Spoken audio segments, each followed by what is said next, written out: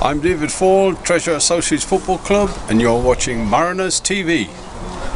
John, the final training session of the season there, how did it go? Yeah, it was good. I mean, the numbers were a lot better. I think we had about 18 players there, so that was good. It was good to see Lord Luke and Michael Turner. He kind of get there on a Thursday because he has the burn, but with it being the last one, he's managed to get the burn babysat. So he's keen tonight. But yeah, it was a good session. It was good. On Saturday, against Ryton, who I spoke to you before, they're a good side. Got some pace in the team as well, so they're going to be dangerous. The young lads as well, so they're very fit.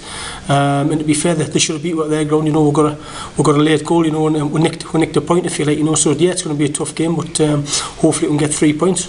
It's really impressive what they've done this season as well, isn't it? Because last season, this time, they were fighting relegation, weren't they? And that beat us in the last game of the season, more or less, to stay up, didn't they? Yeah, that's right. I mean, they've had a bit of a problem over the last few years, writing funds and whatnot. But I think they got a young lad in from Gateshead College, who brought a few players in. Obviously, a decent coach, and obviously he's worked with them. He works with them at the college as well. So yeah, they've had a much better improvement. Like you said, last season that they beat us last game of the season to stop up, and they did.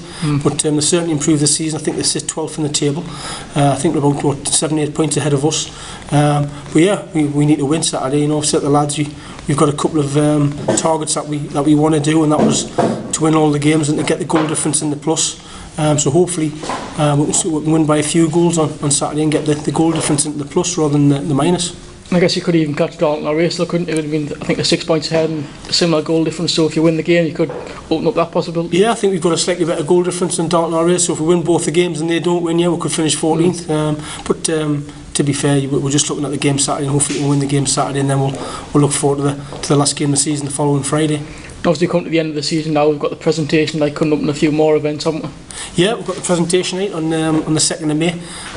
So all the lads I've asked them all to bring the wives, girlfriends, so it'll be a great night. Obviously see who gets the players' player, the player of the year, the top goal scorer. Always a good night. It was a good night last year. It was a sellout last year. I think we had over 100 people there last year. So I know the club's got an Elvis impersonator on, so there'll be a few King Creole songs and whatnot going on. He's one of my favourites as well, Elvis.